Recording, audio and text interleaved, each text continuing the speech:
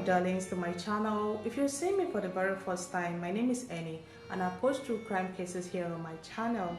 If you're a true crime enthusiast as I am, you're welcome. Kindly consider subscribing and click on that notification so you don't miss any of my uploads. So for today's case, we are in a small Tibetan province in China.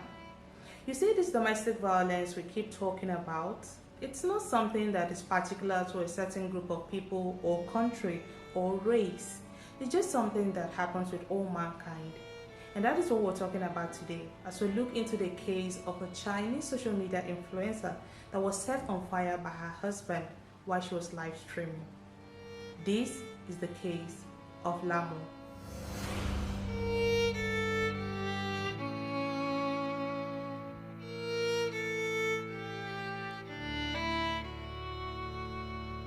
It is said that whatever you need, you can always find it in China.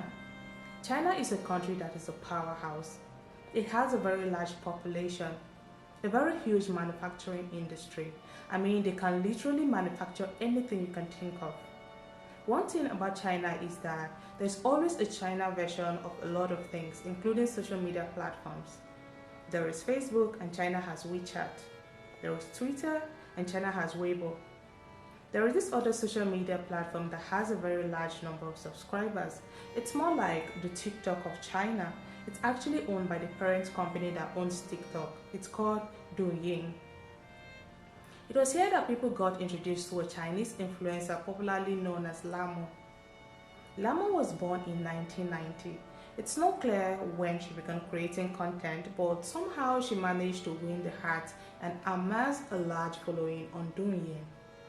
She was very likable and relatable. She had hundreds of thousands of followers. I think at a point it even got to about 782,000 followers on this platform and up to 6.3 million likes on her account. Hundreds of thousands of her followers stayed glued to her page to watch videos about her life in the mountains of Xinjiang province. She was basically just documenting her happy and content rural life in rural China. Her page was full of clips of her singing, dancing, and cooking. It was a very happy vibe with the 30-year-old Lhamo. A lot of her followers, especially young girls, praised her for her simple and makeup-free videos in which she wore her native Tibetan attires. It made her more relatable, kind of. But behind the scenes, Lhamo was going through a lot. She was married to a man called Tang Lu, and I think Tang Lu too was a social media influencer, but he wasn't as big as Lhamo, and together they had 2 children. Tang and Lhamo had been married since 2009, but this union was like hell on earth for Lhamo. I'm guessing that was why she turned to social media and tried to create a very happy space for herself. For years, Lhamo suffered domestic abuse from Tang Lu. He would hit her at the slightest provocation, not minding if the little kids were there and watching. The history of domestic violence when it came to Tang was long. The extended family knew about it, the neighbors knew about it, even the authorities all knew about it. Yet Lhamo suffered alone and continued to take the beatings for years. Her sister Doma did try to help her, but what could she really do? She told her own husband and anyone who gave a listening ear, yet Lhamo never got the help that she needed. Finally, Lhamo could no longer take it, so she decided to divorce Tang Lu. It was a very big and scary step she took because Tang Lu was a very intimidating man. The divorce was finalized in March of 2020, and since they had 2 children together, each of them gained custody of 1 child. Lhamo was happy. Finally, she was going to catch a break. You know, she just wanted to breathe after years and years of abuse. What she didn't know was that Tang Lu wasn't done with her yet. Shortly after their divorce, Tang threatened to end the life of one of their children, that's the child he had custody of, if Lhamo did not remarry him. This man was determined to have her at all costs. But what is the point if he was just going to abuse her again and again? That's not love. That's control. Lhamo had no choice than to remarry him again, but she regretted that decision very quickly. She could not live with him. Staying with him was pure torture. It was like he was punishing her for daring to divorce him in the first place. So she ends up running away from him. This man searched for her everywhere after she ran away. When he could not locate her, he began to stalk and question her relatives, especially Lamo's sister, but everyone refused to reveal her whereabouts to him. Ultimately, she returned on her own accord because of her children. It was hard living without them, knowing they were all alone with that monster who had threatened to harm them. And for a welcome back, she got a very severe beating that continued for a while. He just wouldn't stop. Any day Tang Lu remembered that Lhamo had divorced him, then ran away, he would just pounce on her. Her family were kind of helpless at this point. For how long would they continue to intervene? So they turned to the authorities. They asked the police to intervene, but the system failed them. The police took no action at all. According to them, it was a family matter since Lhamo had decided to remarry Tang, so they should go back and settle it by themselves. They also said her injuries were kind of superficial, that other women endure was beating, so she should endure as well. Lhamo was devastated. Her sister said she cried and cried, that the authorities were doing nothing to help her, and this meant that Lhamo got another beating from Tang for daring to go to the authorities to report him. Twice she ran to the police, and twice she was turned away without help. But eventually, in June of 2020, Lhamo divorced Tang again, and this time, for whatever reasons, the court in Aba Prefecture granted him custody of both children. Lhamo was not happy about this, but somehow she was still going to move on and live her life, right? So she turned to her happy place, doing, and began to pour in her heart and her soul into her content. None of her followers at the time knew what she had been going through or what she was going through at that particular time, at least not until about 3 months after her second time divorcing her husband. Lamu on this day, which was on the 14th of September 2020, was live streaming from her father's home where she had been staying. She was in the kitchen when her ex-husband Tang Lu entered the room. She didn't see him coming. She didn't hear him coming as well. All her followers could see was that there suddenly was a very bright fire. Then Lamo's screen just went black soon after she had started live streaming.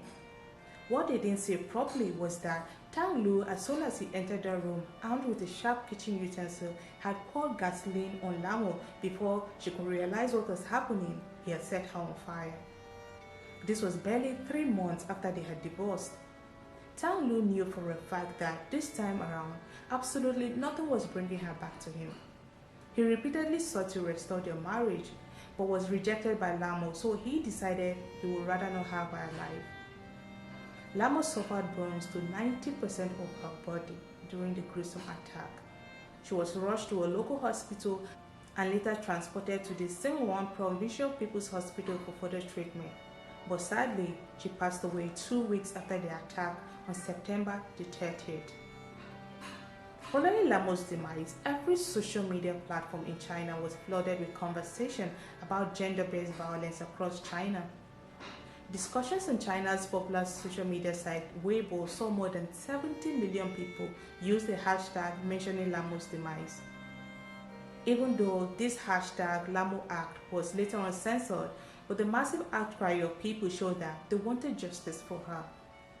The perpetrator, Tang Lu, was arrested and detained on that very day of the incident after the story began to spread on suspicion of intentional homicide, and a team of investigators continued to investigate. When Lamo passed away, it quickly became an intentional homicide case and Tang Lu was charged to court. Meanwhile, her family asked her followers for financial help and they were more than willing to contribute. More than 1 million Chinese yuan, that's about $148,000 or thereabout, was raised in just 24 hours for their favorite influencer. The police were not left out of the online conversation.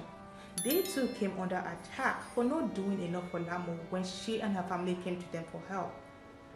The people wanted women to be given more security. It wasn't news that China's legal system oftentimes do not assist domestic violence victims, but for how long will that continue? How many more women will have to end up like Lamo? As big as the population of women in China is, it is said that up to a quarter of these women had suffered domestic violence even though China criminalized domestic violence way back in 2016, but it remains widespread, particularly in rural areas. China later in 2021 introduced a new 30-day cool-off period for couples. What this means is that before couples are granted divorce, this period will allow both parties time to rethink their decision. But if you look at it, how is this going to help individuals in domestic violence situations? People are concerned that victims of domestic abuse could be coerced during this period to reconsider their stance, making it even harder for women to leave abusive relationships.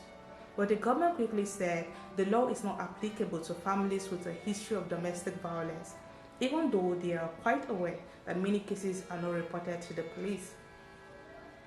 Following the case, Tang Lu was found guilty and in October of 2021 was given the capital punishment.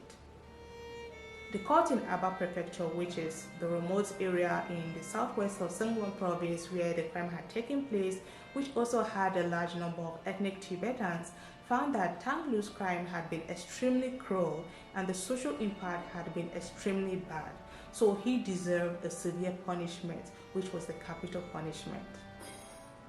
Tang Lu appealed his sentence but lost the appeal in January of this year, 2022.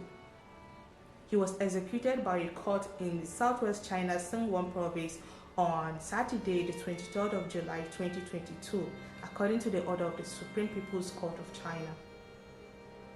Lhamo did finally get that justice, but it would have been better if she was still alive. She had her whole life ahead of her and a lot to offer the world. But sadly, all that is now history because of a man who chose violence.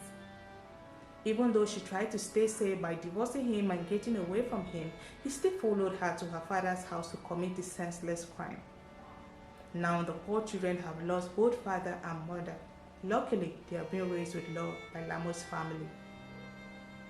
This year, 2022, the Supreme People's Court issued guidelines making it easier for domestic violence victims to obtain personal protection orders.